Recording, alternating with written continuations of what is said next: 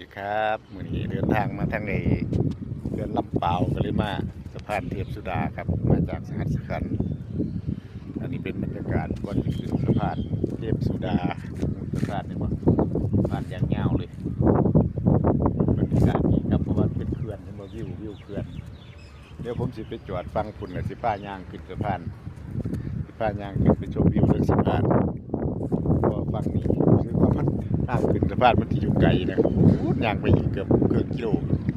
ไปจอดฟังคนดีกว่ามันไกลกว่ากันว่าลานจอดฟังนั้นกับสะพานของไกลกันครับอันนี้จะเป็นแพร่อาหารแพร่ขายอาหารผู้ใดมักบรรยากาศมานั่งกินเครื่องแพร่มีแพร่ลองแพร่บ่ลองมีเบิดละครับมีไดโนเสาร์พร้อมสะพานเทพสุดาสะพานข้ามเขื่อนลำเปาวครับผมไปกันครับขึ้นมาถึงสะพานนะครับเห็นปะสะพานนี้ยาวน่าจะยาวเกิน1,000 เมตรขึ้นไปอยู่แล้วล่ะยาวอย่างนี้เนี่ยเลยฟังเลยกล้องบรรยากาศโดยรอบมีแพอาหารวิวเพื่อนแล้วก็ฟังนี่ส่วนใหญ่เป็นแพเลี้ยงปลาครับส่วนแพเลี้ยงปลาก็บรรยากาศดีครับดีหรอดีครับดีแง่ดูแลขี่รถผ่านมาบ่แวะจอดเบิ่งก็หรือว่าผ่านครับผ่านยังไงหลวงเลยเสียโอกาสพลาดเลยครับผู้ใดบ่แวะต้องแวะครับแวะมาเก็บบรรยากาศเป็นความทรงจำไว้เคยได้มาได้ครั้งหนึ่ง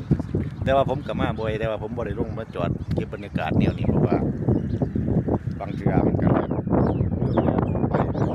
มันจะแล่นตกขึ้นสะพานเลยจริงๆมันแล่นตก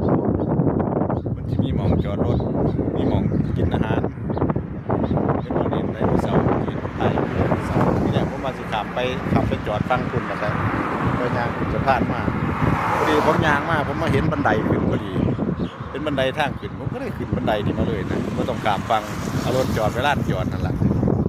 แต่เขาท่าดีมาเบิ่งวิวป่ะมันโคตรแล้ววิวนี่ไหมบริเสียพ่อบาทหนึ่งได้วิวหลักล้านถ้าฟุกนะส่วนใหญ่ก็จะลักลอยก็ขอบคุณนะครับยอดวิวเขาเพราะว่าเขากับว่ามีชื่อเสียงก็เลยจำกัดว่าต้องได้วิวเท่านั้นเพราะเพิ่นก็บอกไปแล้วว่าถ้าอยากได้ก็อยากได้กับโปรโมทถ้าอยากได้กับโปรโมทได้วิวหลักหมื่นหลักแสนเป็นต้องโปรโมทเพราะว่าเพิ่นบอกไปแล้วว่าราคาเท่าไหร่ครับนี่ก็เป็นบรรยากาศบนสะพาน